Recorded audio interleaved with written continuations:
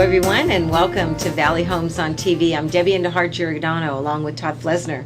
Hello, good to see you all. Yeah, happy spring. It's a little warm out there. We just came running in with nice temperature. So we like to bring you our show on Monday, Wednesday, Friday at 6:30 p.m. and Saturday and Sunday at 9 a.m. right here on Channel 26. And also bring you interesting things that happen in the Milpitas market or affect the Milpitas real estate market. That's correct. So we have a hot topic today, and that's housing affordability. Wow.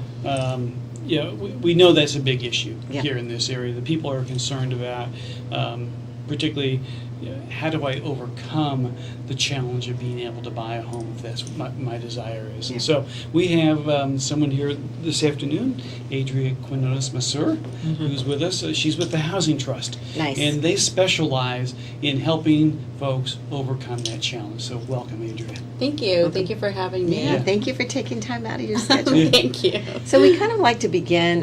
Tell us a little bit about yourself, your background, where you grew up, maybe where you were educated, and what brought you to this area. Well, Debbie, I am a native Californian. Okay. I was born actually at a naval hospital down in Oceanside. My dad was serving in Camp Pendleton. He was a Marine. And so I'm actually originally from the Los Angeles area because my dad moved there a couple of years later, and I grew up in LA. But I wanted something different. LA is very temperate. I heard about the seasons here in the Bay Area, and 30 years ago I moved here. Okay. And love it. And I actually started in the real estate industry working as a realtor assistant, and did a couple of different I worked with different companies, either with title companies or as a lender and a realtor. And then I got my education actually here at San Jose State. Yay, my alma mater. Yeah, that's mine. Yes, and then 8 years ago, I started working at the Housing Trust, doing community outreach for one of their down payment assistance programs that we had. Okay. Terrific. Well, let's find out more about the Housing Trust. Maybe tell us a little bit about what the Housing Trust is and what are some of the things that you try to do. So Housing Trust Silicon Valley is a nonprofit community lender. Okay. And we're leading the effort to create a strong, affordable housing market here in the Greater Bay Area. From the homeless to renters to first-time home buyers, we actually help a wide range of residents with programs that address some of the different housing needs that we find here. So how long have they been around? So Housing Trust Silicon Valley has been around since the year 2000. It was formed, and we had, it was led by actually the County of Santa Clara Board of Supervisors and the Silicon Valley Leadership I remember Group. that, yeah. Yeah. And so the goal was to have private investment to help address some of the affordable housing needs at that time. And it was to raise $20 million, to leverage $200 million in 2 years, and to help over 2,000 families. Good. And year to date, we've actually invested with these public-private partnerships over $200 million, and we've created 17,000 housing opportunities and helped over 30,000 people. Incredible. Well, that's a record to be proud of. We are hardworking people. So, talking about the hardworking people that do that, so you must have a staff of folks that work together to do that. Talk about how you're staffed, and then you have a volunteer board as well. Is that how you're organized? So, yes. So, 10 years ago, we started with 3 full-time employees. We are now up to 21. We have a very diverse staff, and each from different backgrounds and unique skill sets. And we have Spanish and Mandarin and Tagalog and Vietnamese speakers to serve, the Bay Area community. And our board is comprised of 16 board members, from nonprofit leaders to executives in the housing banking and tech sector. Okay, so I pulled some of these questions off your website. So Okay. who else are your major donors? Businesses and corporations around here that are trying to solve this housing crisis because it affects, I assume, the way they do business here too? Right. So we have a lot of great sponsors and donors.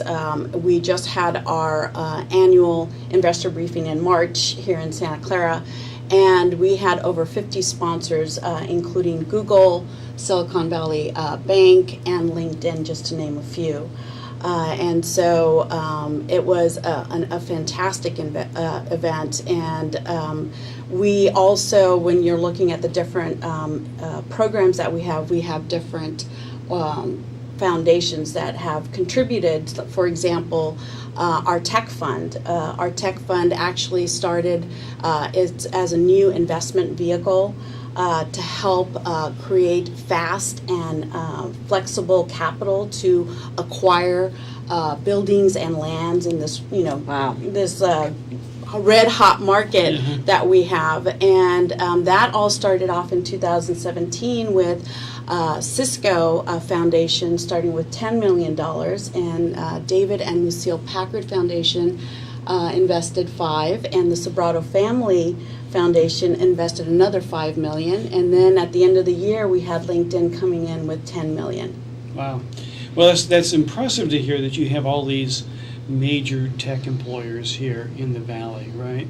And oftentimes we don't hear or think about them in that philanthropic or that community support sort of role, right? It's really more of the business end of things. So that's great to hear and understand that they're active in supporting the community that way. So let's talk about some of the programs then that those funds then go to support. I understand you're involved in the ADU space. Right. So now, what are ADUs? ADUs. I know there are all these acronyms we use in this industry. Accessory dwelling units. Okay. And that was actually launched in 2018 to aid homeowners who want to build an accessory dwelling unit in their, on their property. And what we have right now is we're providing free education workshops led by ADU practitioners that help give information to homeowners in regards to the permitting, the construction, and then also what are the issues of being a landlord. We are also going to roll out in mid-2019, well, in a few months, a financial program assistance. That would be a grant that's going to help for the planning report. And then we're also looking at doing a construction loan program. Wow, okay. Terrific. Let's, so is that all under the ADU? Yes. Okay, let's talk about homeownership assistance. Yes. Yes, that's huge. Yes, homeownership assistance provides, first-time home buyers who are either in the low or moderate income households with purchase assistance programs. One in particular, of course, is the Empower Home Buyers SEC program. This is a 2016 Measure A funded program through the County of Santa Clara. And this helps first-time home buyers who are low to moderate income households with up to 17% of the purchase price in down payment assistance. Okay, great. Now, you and I were talking a little bit before we sat down and taped about some of the history of this. And so there have been some significant changes in that program here in the last year or two. So maybe folks had checked into it in the past and the guidelines didn't work for them. Those have changed, I understand. Right. So a lot of times, the income limits that we've dealt with in the past have always been challenging for first-time home buyers trying to purchase a home. We saw a substantial increase in the income limits last year. And so with the increase of those income limits, it helps first-time home buyers, qualify and be more apt to qualify for our down payment assistance programs. In addition, we do have another program called the Home Buyer Empowerment Loan Program. And this program is actually geared for higher income households. Wow. That helps them with about 10% down payment So assistance. how about the multifamily loans? So the multifamily loans, that is kind of like what the tech is part of the tech fund, and the multifamily loans are acquisition and pre-development loans for affordable housing. So you'll see our multifamily department working with developers who are building either supportive housing units, senior housing, and that has really opened up for us. And our footprint has expanded from just, Santa Clara County. Now we're in the Greater Bay Area. Okay, awesome. Then you'd mentioned earlier as well that you're helping with the homeless problem. How are you guys interfacing that's a there big with one. homelessness? Yes. So we have what we call the Finally Home program. And the Finally Home program is a grant program that helps people who are dealing with homelessness with the security deposit that they most likely, are going to need, which it can be. And you talked about this at the North Valley Breakfast Meeting. Yes. This is where I connected with you and got your card, and you talked about this very same issue there. Right. So The it's security deposit. Right. Yeah. A lot, and a lot of people, it's a real big big chunk of money, and so this helps households or an individual move into an apartment and have that security deposit, as a grant, and it's paid to the to the landlord. We've helped. We've actually had dispersed over $534,000, and we've helped over 400 individuals. Awesome. Good. So you got this broad range of different programs and ways that you're addressing the housing issues here in the Bay Area. That's great. Perhaps you can share with us, you have a success story that really makes you feel good about the work you're doing. Wow, there's a lot of success stories that come to mind. I think a couple were very impactful for us. Is a single mom with two daughters getting into a house, and a family that consisted of grandparents who were taking care of their grandchildren. And to one of our more recent new homeowners, young family.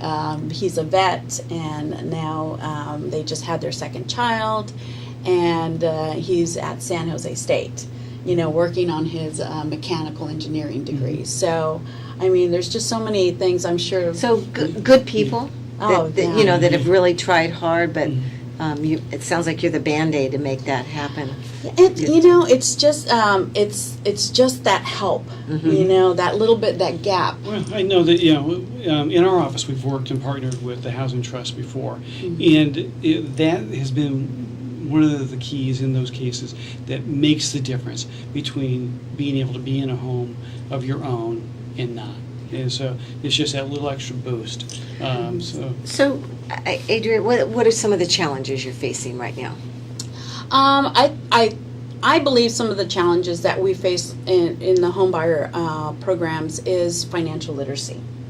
First-time homebuyers are.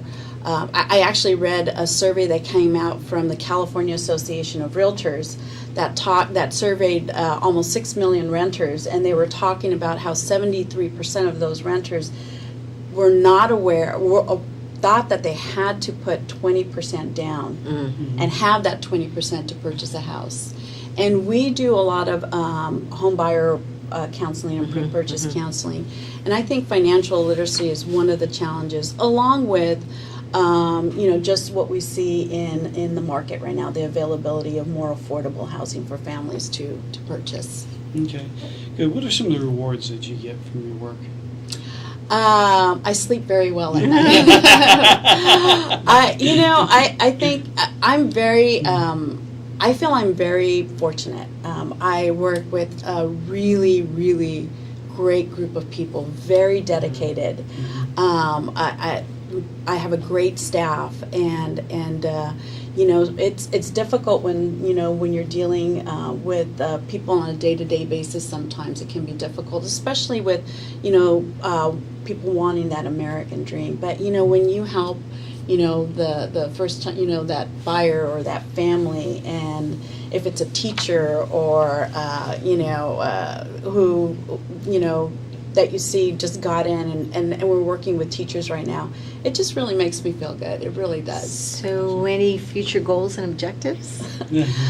So I think for the Housing Trust is to gain more partners, to especially with the tech fund, being able to I think you have an audience that's listening now. Yeah. They're definitely going, what's going on Yeah. here? And we need to, Well- and you have part of a solution. Right. That I do think that the audience is listening at this point. Right, and it's really I think humbling to see that we're seeing more people wanting to come on board. The tech fund, like we discussed a little while ago, actually inspired Microsoft to invest $500 million in affordable housing in the Seattle area. So Wow. it's kind of like the model that they saw, and so we're hoping that we see that model continue to grow and in other areas as well.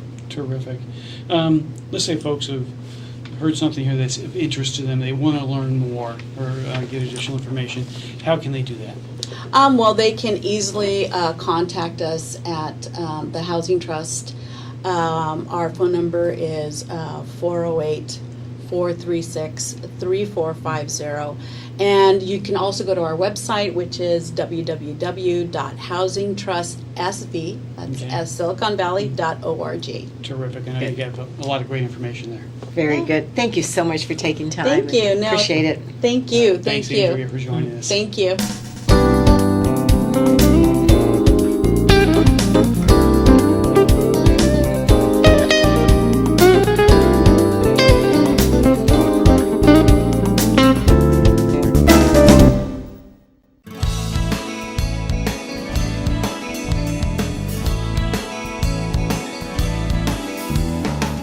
Hello, welcome back to Valley Homes on TV. I'm Debbie Giordano along with Todd Flesner. Yay! So we're here to give you a market wrap-up of what's going on, and let's see, we're now well into April. Yes. So we've got a good quarter underneath us, and my gosh, and economically, I think the Valley has been doing good. I read an interesting article.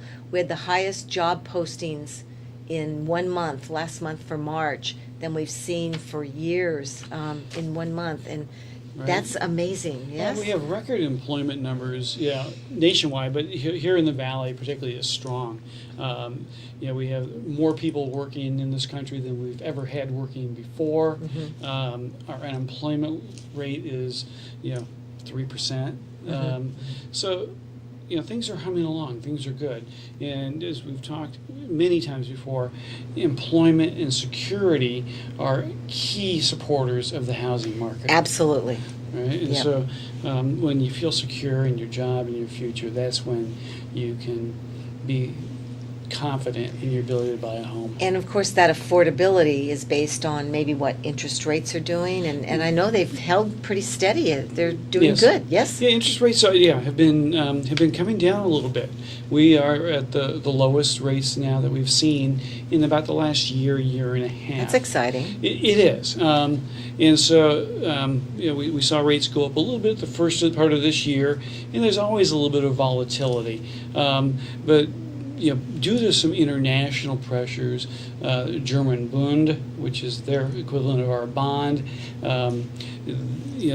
they're looking at lowering interest rates, keeping those low. Our Fed had a recent meeting where they indicated they have no indication of raising interest rates in Right. the future. They're going to watch closely the Right. numbers, but they went from a stance of being likely to raise rates one or two more times this year to being neutral on Perfect. So we'll kind of keep an eye out on that. Exactly. As far as supply and demand, I would say on the supply side, overall, I watched the Milpitas market.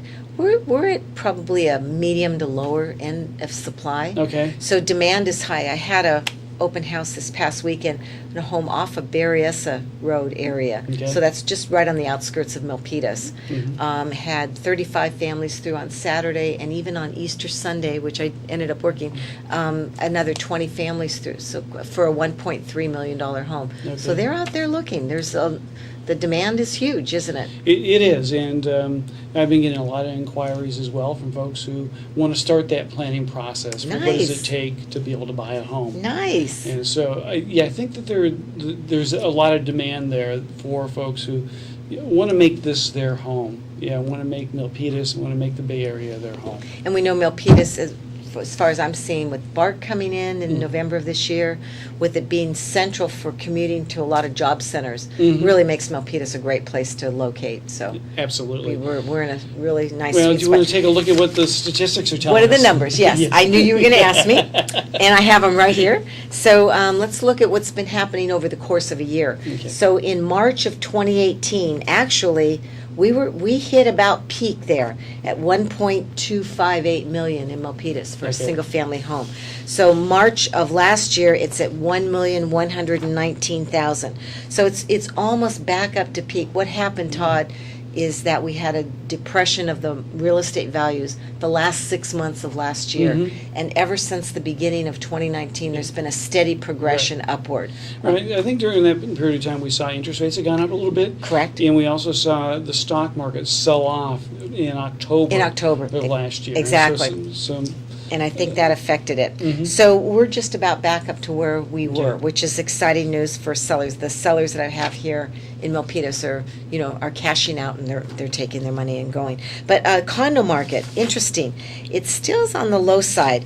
A year ago, we were at 869,000 for a single. Okay. For a condo average home price, and last month it's 790,000. So what I'm seeing there, it's moved back up to almost where it was, Mhm. but the supply side is high. There's a lot of townhomes. Okay. You saw the building. We've talked about that through the years. Right. The amount of construction and the building going on. We just aren't building any single family detached homes in Milpitas. So that we will see that continue Right. to rise. Well, I would imagine that we're also seeing some turnover now of the first sale Mhm. of those homes that have been built in the last 5 years or Mhm. so, right? Mhm. Where initially those came on as brand new product. Those don't hit our statistics in the same way Exactly. that the existing sales do. Exactly. Okay. Yeah. So it's just that. Yeah. So Yeah. overall, good market. Uh-huh. Good time to sell. Good time and for sellers and yeah. So anything else on the Well- on the home front there? Well, again, I think that it's going to be a good market, strong market for folks. I'm hearing that there's better balance, so buyers and sellers these days, but it really has to do with location and by neighborhoods And pricing. and pricing. And pricing. Yeah. When you say and pricing, is that in terms of the price point or how the property is priced going into the market? Yeah, exactly. And what I tend to do is kind of look at the comps, Uh-huh. but really look at what's going on more recently, Okay. and contact agents and find out what's going on with the how Mhm. many people have come through the open house, the demand for a certain Mhm. area, how many disclosure packages have gone out. Okay. So there's a little bit of background that's going in to really set that price. Okay. You do not want to be overpriced in this market. Buyers are smart. Okay. They're very savvy. They're online. They check Zillow and all the other, Okay. websites too. So pricing strategy is important Pricing when strategy, selling. and of course the condition. We've talked about that in the Mhm. past. We've Okay. had a stager here Yes. and getting the home prepped and ready to go. Mhm. It's critical, but pricing is really key. Now, do you see that there's also a range in terms of home prices that you go above a certain amount, then the activity starts to drop Well, off? and it's right here. It's in Yeah. that average single-family home market. In Milpitas, it's 1.1. You Okay. go beyond that, and you're going to reduce the amount of demand for Okay. those homes. Terrific. Well, All right. great insight for Yeah. folks. Thanks. All right. Yeah. Well, it's going to be an exciting time. We're going to buckle down and continue to work and Yeah. bring folks this show. We really enjoy doing it. We do. Do we have a guest next time? Or? We will. We will. We will have a guest. I look forward to seeing you All right, again Todd. soon. All right. Todd, what's your contact information for Phone the show? is 408-921-0669. And Yourself. my phone number, 408-945-8988. And we'd be happy to hear from you. And if you have any ideas on somebody you'd like to see on the show, we'll be happy to follow up. All right. Thanks again. Thank you.